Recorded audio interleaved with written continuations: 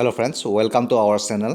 আপোনাক সকলোকে আমি প্ৰাগজ্যোতিষ চেনেললৈ স্বাগতম জনাইছো। আমি ইতিমধ্যে অসমৰ এক্সামৰ ৰিলেটেড বহুকেইটা ইম্পৰ্টেণ্ট ভিডিঅ' আমাৰ চেনেলত আপলোড কৰিলো। যদি আপোনালোকে ভিডিঅ'বিলাক চোৱা নাই তেতিয়াহ'লে আমাৰ চেনেলৰ প্লেলিষ্টত গৈ পেলাই আপোনালোকে ভিডিঅ'বিলাক চাব পাৰিব। আৰু যদি ভিডিঅ'বিলাক ভাল পায় তেতিয়াহ'লে আমাৰ চেনেলটো ছাবস্ক্ৰাইব কৰি ল'ব কাৰণ আগলৈও কিছুমান গুৰুত্বপূৰ্ণ ভিডিঅ' আপোনালোকে আমাৰ চেনেলত পাই থাকিব। আজি আমি কেইটামান কাৰেণ্ট এফেয়াৰ্ছৰ কুৱেশ্যন লৈ আহিছোঁ। এই কুৱেশ্যনকেইটা আগন্তুক এক্সামৰ কাৰণে প্ৰয়োজনীয় হ'ব, চ' আপোনালোকে নোট কৰি ৰাখিবলৈ নাপাহৰিব। আহক আজিৰ ভিডিঅ'টো আমি ষ্টাৰ্ট কৰোঁ। পোনপ্ৰথমে এটা কুৱেশ্যন আছে, ৰিচেণ্টলি হু টপড ইন খেলো ইণ্ডিয়া উইণ্টাৰ নেশ্যনেল গেমছ। খেলো ইণ্ডিয়া উইণ্টাৰ নেশ্যনেল গেমছ ইতিমধ্যে আপোনালোকৰ হৈ গৈছে। এই গেমছত কোনে শ্ৰেষ্ঠ স্থান দখল কৰিছে সেইটো বিচাৰিছে, আৰু ইয়াৰ শুদ্ধ উত্তৰটো হৈছে আপোনালোকৰ জম্মু আৰু কাশ্মীৰ। জম্মু আৰু কাশ্মীৰ যিখন ভাৰতৰ এখন ইউনিয়ন টেৰিটৰী হয়, এই ইউনিয়ন টেৰিটৰীখনে আপোনালোকৰ শ্ৰেষ্ঠ স্থান দখল কৰিবলৈ সক্ষম হৈছে খেলো ইণ্ডিয়া নেশ্যনেল উইণ্টাৰ গেমছত। ঠিক আছে, আৰু এইবাৰ আপোনালোকৰ ছেকেণ্ড টাইমৰ কাৰণে নেশ্যনেল উইণ্টাৰ গেমছ হৈছিলে, যাৰ ইনগ্ৰেশ্যন কৰিছিলে আপোনালোকৰ নৰেন্দ্ৰ মোদী ডাঙৰীয়াই। আৰু মন কৰিবলগীয়া যে এইবাৰ আপোনালোকৰ যোনখন আপোনালোকৰ খেলো ইণ্ডিয়া উইণ্টাৰ নেশ্যনেল গেমছ হৈছে, ইয়াক অনুষ্ঠিত কৰিছিলে আপোনাৰ জম্মু কাশ্মীৰ স্পৰ্টছ কাউন্সিলৰ দ্বাৰা। আৰু প্ৰথম যোনটো আপোনালোকৰ ইভেণ্ট হৈছিলে 2020 চনত, সেইটো আপোনালোকৰ অৰ্গেনাইজ হৈছিলে আপোনালোকৰ লেহ আৰু গুলমাৰ্গ নামৰ ঠাইডোখৰত। ঠিক আছে, লগতে আপোনালোকৰ এক্সামত আহা এনেকুৱা কুৱেশ্যন এটা আছে ইয়াৰ লগত ৰিলেটেড, সেইটো হৈছে আপোনালোকৰ যে এই খেলো ইণ্ডিয়া নেশ্যনেল গেমছত উইণ্টাৰ নেশ্যনেল গেমছত আপোনালোকৰ কোনকেইটা গেম ইনক্লুড আছে সেইটো বিচাৰি আপোনালোকৰ কেতিয়াবা। চ' এইকেইটা বিষয়ে আমি জনাটো অতি দৰকাৰ।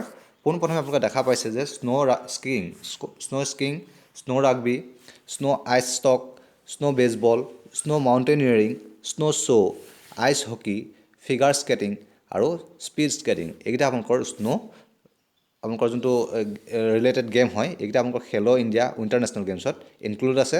চ' এইকেইটাৰ বিষয়ে আপোনালোকে জনাটো অতি দৰকাৰ। নেক্সট কুৱেশ্যনটোলৈ যাওঁ। নেক্সট কুৱেশ্যনটো আছিলে যে recently who became the third player to hit 6 sixes in an over. ইয়াৰ আগতে আপোনালোকৰ দুগৰাকী খেলুৱৈয়ে 6টা বলত 6টা ছিক্স মাৰিবলৈ সক্ষম হৈছিলে। এতিয়া ৰিচেণ্টলি এগৰাকী ব্যক্তিয়ে 6টা বলত 6টা ছিক্স আপোনালোকৰ মাৰিছে। তেওঁ কোন হয় সেইটো বিচাৰিছে। তেখেত হৈছে আপোনালোকৰ কিৰণ পোলাৰ্ড, যোনে আপোনালোকৰ শ্ৰীলংকাৰ এগৰাকী খেলুৱৈৰ বিৰুদ্ধে আপোনালোকৰ 6টা বলত 6টা ছিক্স মাৰিবলৈ সক্ষম হৈছে। শ্ৰীলংকাৰ খেলুৱৈগৰাকীৰ নাম হৈছে আপোনালোকৰ Akhila Dhananjaya.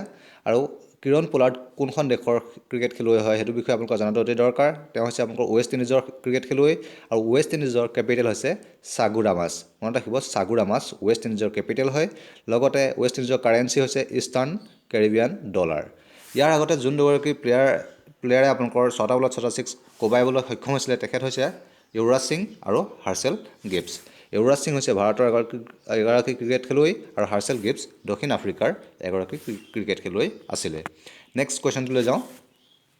According to QS World University Ranking 2021, which university is in top position? QS World University Ranking 2021 মতে কোনখন ইউনিভাৰ্চিটিয়ে শ্ৰেষ্ঠ স্থান দখল কৰিছে সেইটো বিচাৰিছে, আৰু ইয়াৰ শুদ্ধ উত্তৰ হৈছে আপোনালোকৰ MIT মাছাচুচেটছ ইনষ্টিটিউট অফ টেকন'লজি। এইখনে আপোনালোকৰ কণ্টিনিউৱাছলি 9 টাইমৰ কাৰণে শ্ৰেষ্ঠ স্থান দখল কৰিছে QS ৱৰ্ল্ড ইউনিভাৰ্চিটি ৰেংকিঙত। ঠিক আছে, চ' এইটো আপোনালোকৰ এক্সামৰ কাৰণে প্ৰয়োজনীয় হয়। ইয়াৰ লগতে মন কৰিবলগীয়া যে QS ৱৰ্ল্ড ইউনিভাৰ্চিটি ৰেংকিঙৰ টপ 100 ইউনিভাৰ্চিটিৰ ভিতৰত ভাৰতৰ 12খন ইউনিভাৰ্চিটিয়ে স্থান পাবলৈ সক্ষম হৈছে। ইয়াতে আপোনালোকৰ টপ 10 ইউনিভাৰ্চিটিৰ নাম দি থোৱা আছে, য'ত আপোনালোকে দেখা পাইছে নিশ্চয় MIT মাছাচুচেটছ ইনষ্টিটিউট অফ টেকন'লজি শ্ৰেষ্ঠ স্থান আছে। তাৰপিছত ষ্টেনফৰ্ড ইউনিভাৰ্চিটি, হাৰ্ভাৰ্ড ইউনিভাৰ্চিটি।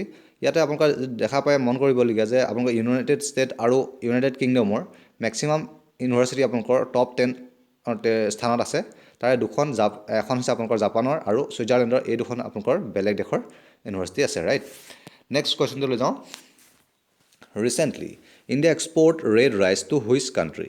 ইণ্ডিয়াই ৰঙা চাউলটো আপোনালোকৰ বেলেগ এখন দেশলৈ আপোনালোকৰ এক্সপৰ্ট কৰিছে। কোনখন দেশলৈ এক্সপৰ্ট কৰিছে সেইটো বিচাৰিছে, আৰু ইয়াৰ শুদ্ধ উত্তৰটো হৈছে আপোনালোকৰ আমেৰিকালৈ ৰঙা চাউল ভাৰতে এক্সপৰ্ট কৰিছে। এতিয়া ৰঙা চাউলৰ অন্য এটা নাম আছে, সেইটো হৈছে আপোনালোকৰ বাও ধান, যিটো আপোনালোকৰ সকলোৱে নিশ্চয় চিনি পায়।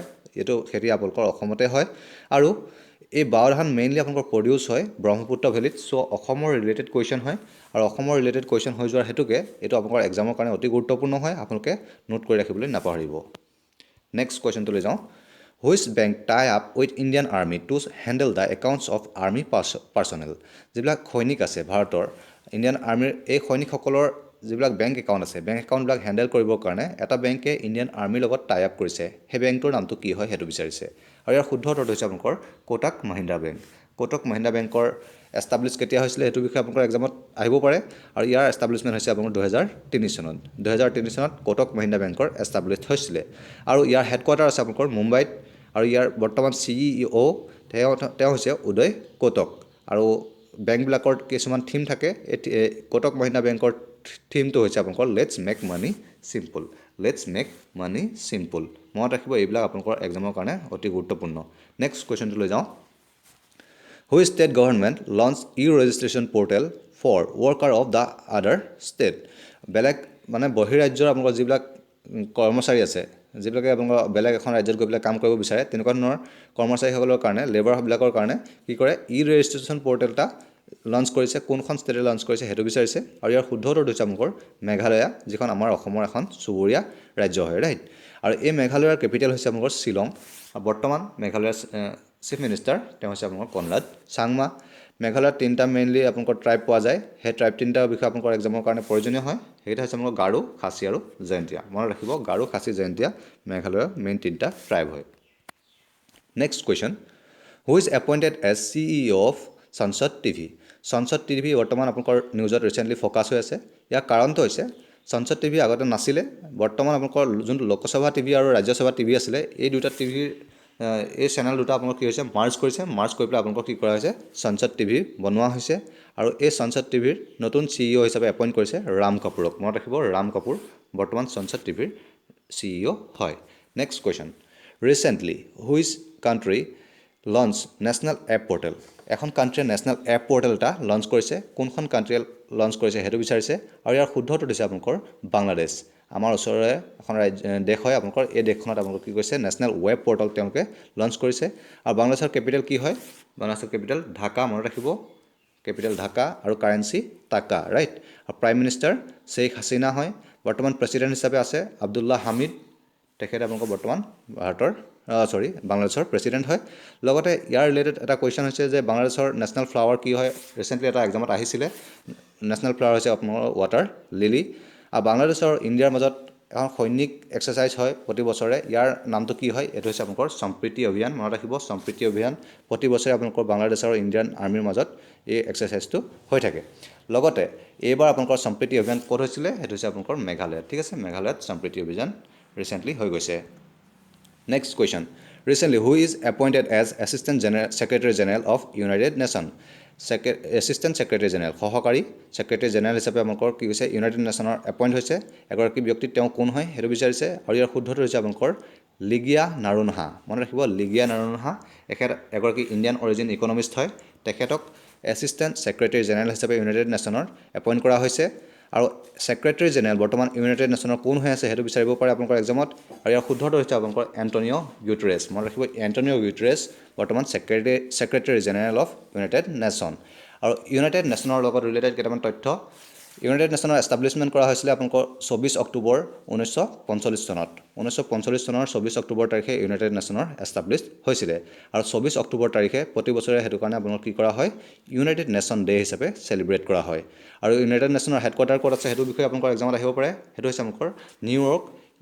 USA নিউয়ৰ্ক চহৰত আপোনালোকৰ ইউনাইটেড নেশ্যনৰ হেডকোৱাৰ্টাৰ আছে next question recently DRDO tested solid fuel ducted ramjet technology in which state solid fuel ducted ramjet technology এইটো এটা নতুন টেকনলজি হয় এইটো DRDOয়ে টেষ্ট কৰিছে কোনখন ষ্টেটত তেওঁলোকে এই টেষ্টটো কৰিছে সেইটো বিচাৰিছে আৰু ইয়াৰ শুদ্ধটো হৈছে আপোনালোকৰ উৰিষ্যাত আপোনালোকৰ DRDOয়ে এই টেষ্টটো সম্পন্ন কৰিছে উৰিষ্যাৰ কেপিটেল কি হয় ভুৱনেশ্বৰ বৰ্তমান চিফ মিনিষ্টাৰ হিচাপে আছে নবীন পাটনায়ক চিল্কা লেক উৰিষ্যাৰ আটাইতকৈ বিখ্যাত লেক হয় ভাৰতৰ আটাইতকৈ লাৰ্জেষ্ট চেলাইন ৱাটাৰ লেক হয় মনত ৰাখিব এইটো এক্সামৰ কাৰণে অতি গুৰুত্বপূৰ্ণ হয় লগতে ভিতৰকণিকা নেশ্যনেল পাৰ্ক এইখন আপোনালোকৰ এটা এক্সাম অৰিয়েণ্টেড কুৱেশ্যনৰ হয় এটা টপিক হয় আৰু এই নেশ্যনেল পাৰ্কখন আপোনালোকৰ উৰিষ্যাতে আছে আৰু লাৰ্জেষ্ট হকী ষ্টেডিয়াম উৰিষ্যাৰ ৰৌৰকিলা চহৰত বনাই থকা হৈছে চ' এইকেইটা তথ্য আপোনালোকৰ এক্সামৰ কাৰণে অতি গুৰুত্বপূৰ্ণ নেক্সট DRDOৰ হেডকোৱাৰ্টাৰ আপোনালোকৰ ক'ত আছে নিউ দিল্লীত আছে আৰু DRDOৰ এষ্টাব্লিছ কৰা হৈছিলে 1958ত যাৰ ফুল মিনিং হৈছে ডিফেন্স ৰিচাৰ্চ এণ্ড ডেভেলপমেণ্ট